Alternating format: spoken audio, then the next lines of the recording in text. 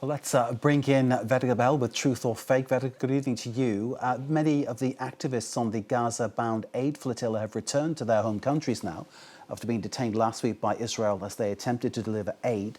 There's been multiple accusations of abuse at the hands of Israeli forces. Online, though, Israel's foreign ministry has been taunting the activists. Explain what's going on.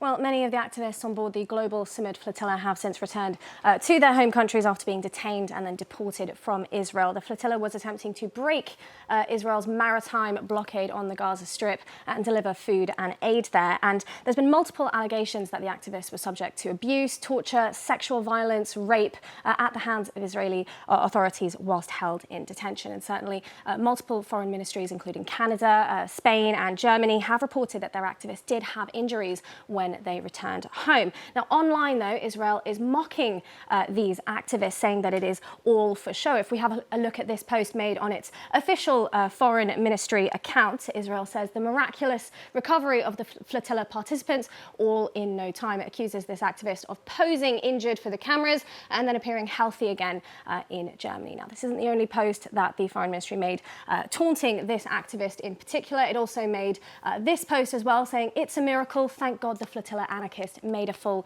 recovery in no time. And now this activist is Nasreen Zaita. She returned home to Germany's Hanover airport on Saturday. She told press that she was beaten and attacked by police dogs while she was held in Israeli detention. But certainly these provocative posts on behalf of the Israeli Foreign Ministry also triggered a response from the official Global Sumud Flotilla itself, saying that Nasreen experienced a concussion and over 40 bruises at the hands of the IOF, and that a neck brace is standard precautionary protocol, and the fact that she was not permanently paralysed is not the defence that you think it is. Now, the photo certainly of her in that neck brace, well, that is dated from the 21st of May, according to the Associated Press, which took the photo, and it was documented back in Germany when she arrived on Saturday on the 23rd, where this photo was taken.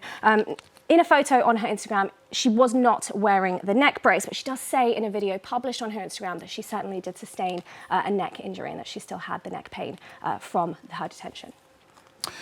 Now, Vedika, Israel's foreign ministry hasn't addressed any of these allegations of abuse.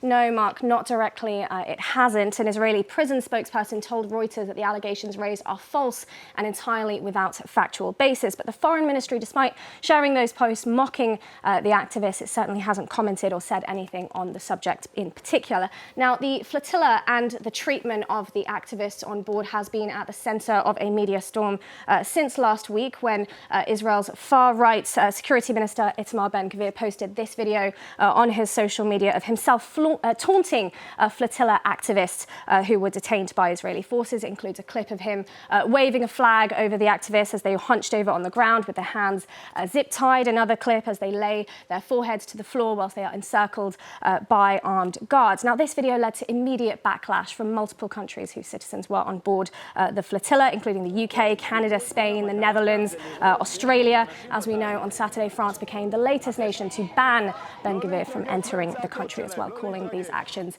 in the video unspeakable. But this video actually also triggered a response from Israeli Prime Minister Benjamin Netanyahu and Gideon Saar, the foreign minister, who said that Ben-Gvir's actions were not in line with Israel's values and norms, and no, Ben-Gvir is not the face of Israel. But aside from these comments, they also did not address the wider allegations of abuse, Mark, by Israeli forces towards over 400 detainees from over 40 countries on board the flotilla.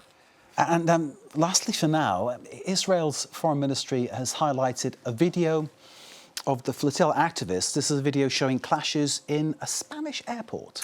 That's right. The Israeli Foreign Ministry, the same account, said it demanded an explanation from the Spanish government regarding its treatment of what it calls the flotilla anarchists. And it shared this video dated from Saturday showing clashes at Bilbao airport between a group of Spanish activists and police there. It ended with 4 people arrested. Now, according to state broadcaster TVE, Spanish state broadcaster, the scuffles began when a relative of one of the 6 activists tried to approach them, but a police officer forcefully prevented that interaction. And before that, activists appeared to have blocked the arrivals exits whilst posing for the media, which also led to police intervention. But by sharing this footage from Bilbao, Israel is certainly sarcastically striking back at Madrid, and it also summoned its Spanish envoy for a meeting. It says that it is pointing out the hypocrisy of the Spanish government. It says that Spain is sending its provocateurs to Israel and condemns Israel then for its lawful actions to enforce a legal naval blockade. So that's referring to the actions, the behavior of Israeli authorities in Israel when those activists were detained, whilst at the same time Spanish authorities employed severe violence against the same flotilla participants. So it is certainly making a tongue-in-cheek comment there to strike back at Spain. Now, for what we know for now, the Basque police force has said that it is opening a probe into the incident at Bilbao airport to see if the officers had followed their protocol. But as I said, Mark, this is what we know for now, and we'll certainly keep people more updated as we get more on it.